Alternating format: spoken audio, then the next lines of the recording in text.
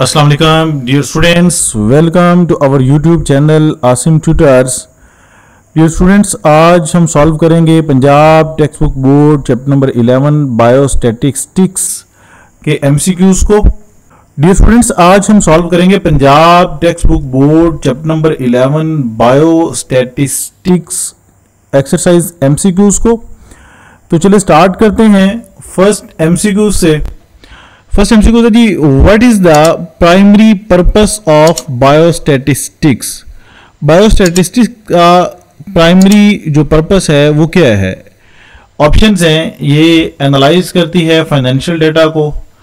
दूसरा ऑप्शन है to apply statistical methods to biological sciences, to design engineering models, to study historical events. तो इसका जो correct answer होगा वो होगा to apply statistical methods to biological sciences. तो करेक्ट आंसर इसका होगा बी। सेकंड एमसीक्यू है, in biostatistics which method is used to predict future outcomes based on current data. के बायोस्टैटिस्टिक्स के अंदर कौन सा मेथड है जो यूज किया जाता है जिसके जरिए हम प्रेडिक्ट करते हैं फ्यूचर के बारे में बेस्ड ऑन करंट डेटा, यानी अपने डेटा को लेके हम फ्यूचर को लेके प्रेडिक्ट करते हैं। तो उसके जो गिवन ऑप्शंस होंगे वो होंगे डिजाइनिंग एक्सपेरिमेंट्स हैं, ड्राइंग चार्ट्स हैं, टेकिंग एवरेजेस है, या फिर डी ऑप्शन है एनालाइजिंग डेटा। तो इसका करेक्ट आंसर होगा एनालाइजिंग डेटा। थर्ड एमसीक्यू है, which of the following best describe the mean of the data set. इनमें से कौन सा ज्यादा अच्छे से डिस्क्राइब करेगा डेटा सेट के मीन को? तो गिवन ऑप्शंस हैं, the most frequently occurring value, the middle value when the data is ordered, the sum of all values divided by number of values.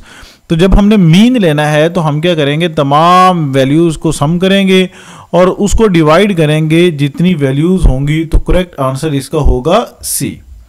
Fourth MCQ है, if the data set is 5, 8, 12, 15, 20, what is the median? अब हमने median लेना है तो median के लिए हम क्या करेंगे, हम अरेंज करेंगे इन वैल्यूज़ को असेंडिंग और डिसेंडिंग ऑर्डर के अंदर। तो यहाँ पे ये जो वैल्यूज़ हैं ये ऑटोमेटिकली असेंडिंग ऑर्डर के अंदर अरेंज्ड हैं। तो 5, 8, 12, 15, 20। तो हमें इनमें से सेंट्रल वैल्यू देखनी है। तो दो हमने इधर से मार्क कर दिए, दो इधर से मार्क कर दिए। तो जो सेंट्रल वैल्यू है उसको हम क्या कहेंगे, मीडियन। तो वो मीडियन क्या आ रहा है, 12। तो करेक्ट आंसर होगा बी। फिफ्थ एमसीक्यू है, what is the mean of the data set 7, 8, 9, 10, 11। तो मीन के लिए हम क्या करेंगे, सिंपली हम इन सबको सम अप करेंगे, 7 + 8 + 9 + 10 + 11। अब चूंकि ये वैल्यूज जो हैं 1, 2, 3, 4 एंड 5, तो 5 पे डिवाइड करेंगे। सम अप वैल्यूज आ गई 45, 45 को डिवाइड किया 5 पे, तो आंसर आ जाएगा 9। तो करेक्ट आंसर होगा सी। एमसीक्यू नंबर 6 है, when the number of values in a data set is even, how is the median calculated. अगर डेटा सेट के अंदर जो वैल्यूज हैं वो इवन हो तो हम मीडियन को किस तरह से कैलकुलेट करेंगे? By choosing the middle value, by taking the average of 2 middle values. तो हम क्या करेंगे, जो 2 मिडिल वैल्यूज हैं उनका एवरेज लेंगे। तो करेक्ट आंसर होगा बी। सेवंथ एमसीक्यू है, in a data set with values 3, 3, 6, 7, 8, 9, 9, what is the mode. तो हमारे पास मोड क्या होगा? मोड क्या होता है? मोड होता है बच्चों most repeated values.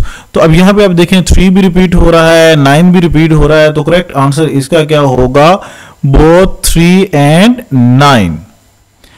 MCQ number 8 है, if a data set has no repeated values, what is the mode. तो मोड अभी हमने पढ़ा, मोड क्या होता है, मोस्ट रिपीटेड वैल्यू।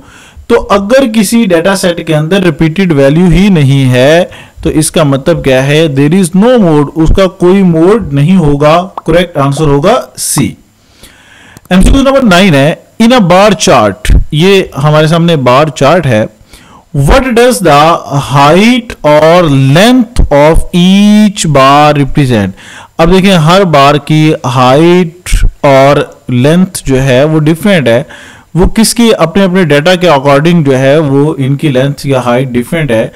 तो ये किसको रिप्रेजेंट करती है? The total number of categories, the value of the corresponding category.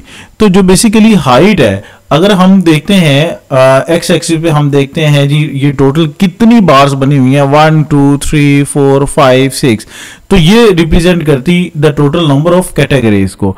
लेकिन हमने यहाँ पे जो क्वेश्चन पूछा हुआ है वो पूछा हुआ है व्हाट डज द हाइट और length of each bar represent, यानी हाइट को हमें देखना है। तो हाइट के लिए करेक्ट आंसर का क्या होगा? The value of the corresponding category, कि हर कैटेगरी की वैल्यू क्या है। तो करेक्ट आंसर होगा बी। लास्ट एमसीक्यू है when constructing a bar chart which axis usually represent the categories. तो अभी हमने पिछले एमसीक्यूज में पढ़ा कि कैटेगरीज को किससे रिप्रेजेंट किया जाएगा? एक्स एक्सिस पे।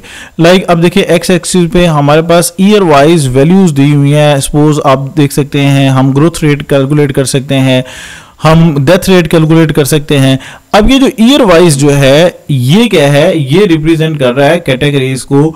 तो कैटेगरीज को कहां पे रिप्रेजेंट किया जाता है? हॉरिजॉन्टल एक्सिस यानी एक्स एक्सिस पे।